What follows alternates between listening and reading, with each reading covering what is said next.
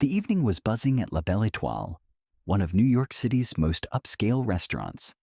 The air was filled with the scent of seared steak, truffle risotto, and aged wine as well-dressed patrons dined under the glow of golden chandeliers. Everything was going smoothly, until the moment Barron Trump walked through the doors. At 18 years old, Barron had grown into a towering, confident young man.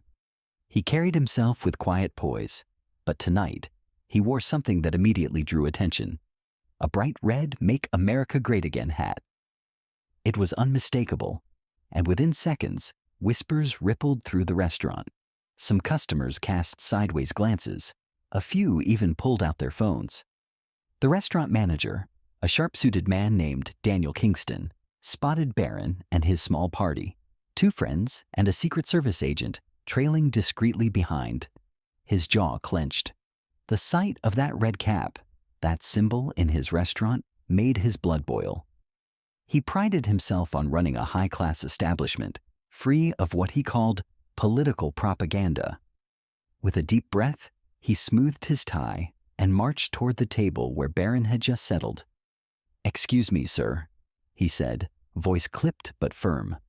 "I'm afraid we have a dress code policy, and we don't allow political attire in this establishment."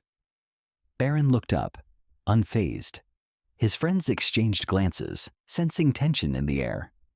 "This is just a hat," Barron replied, his tone calm. "I've worn it to plenty of restaurants before without an issue."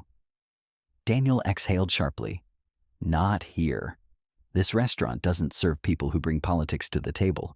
I'm going to have to ask you to remove it, or leave." Silence spread across the dining room like a wave. Patrons leaned in, waiting for the young Trump's response. His Secret Service agent subtly adjusted his stance, ready for whatever came next. Barron took a slow sip of water, then set his glass down with deliberate precision.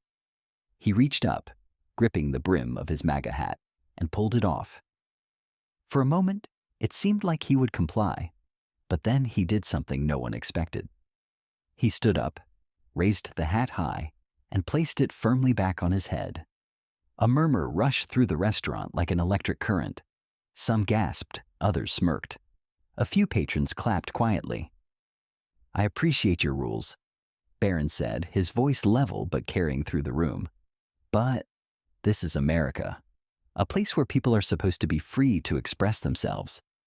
He glanced around, making eye contact with diners who were still watching. "If I can't eat here because of a hat, then maybe this place isn't as high class as it pretends to be." Daniel's face reddened. "Sir, I need you to—" But before he could finish, something unexpected happened. A middle-aged man at a nearby table, a businessman in a crisp navy suit, stood up and nodded at Barron. Then a young woman in a leather jacket did the same. Within seconds, more than a dozen people got to their feet in silent protest. Some wore MAGA gear, others didn't, but all of them understood what was happening. "Looks like you're losing customers, manager," one man said, tossing his napkin on the table. "This isn't about a hat. This is about control." The energy in the room shifted. Daniel Kingston's confidence cracked as he realized he had just made a very public mistake. He had expected Barron to back down, or at least leave quietly.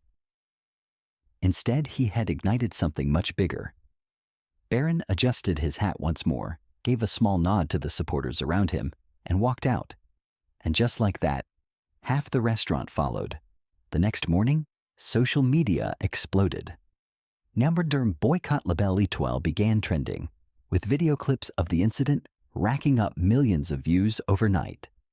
News outlets covered the story, and even celebrities chimed in, some condemning the restaurant's decision, others defending it. By the end of the week, La Belle Étoile's reservations had plummeted. Negative reviews flooded in. The once exclusive restaurant now sat half-empty during dinner service. As for Barron, he never said another word about the incident. He didn't have to, because the world was already talking for him.